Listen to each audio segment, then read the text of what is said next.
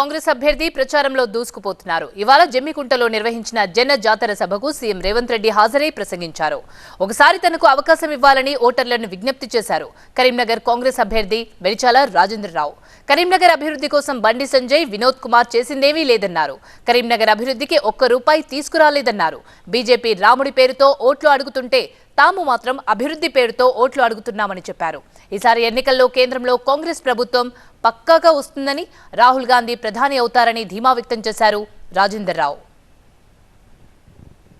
BRS హటావ్ Telangana Bachao అనే దాని మీద బీఆర్ఎస్ ను బొందబెట్టినారు మీరంతా.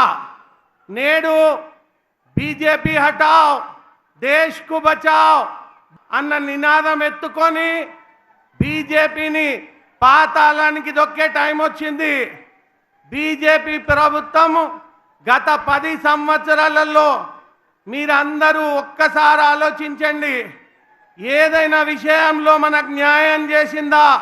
నిత్యావసర సరుకులు ఆకాశాన్ని అంటినాయి. కాంగ్రెస్ ప్రభుత్వం 2014లో బీజేపీకి హ్యాండ్ ఓవర్ చేసినప్పుడు ₹60 ఉన్న డీజిల్ పెట్రోల్ ఈరోజు 105 అయింది.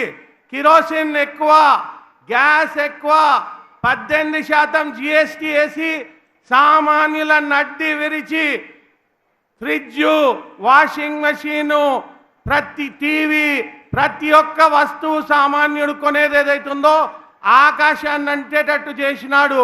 2 కోట్ల ఉద్యోగాలు ప్రతి సంవత్సరం కల్పిస్తానని 10 సంవత్సరాలకు గాను 20 కోట్ల ఉద్యోగాలు ఇవ్వాల్సింది 2 లక్షల ఉద్యోగాలు కూడా ఇవ్వలేకపోయినాడు.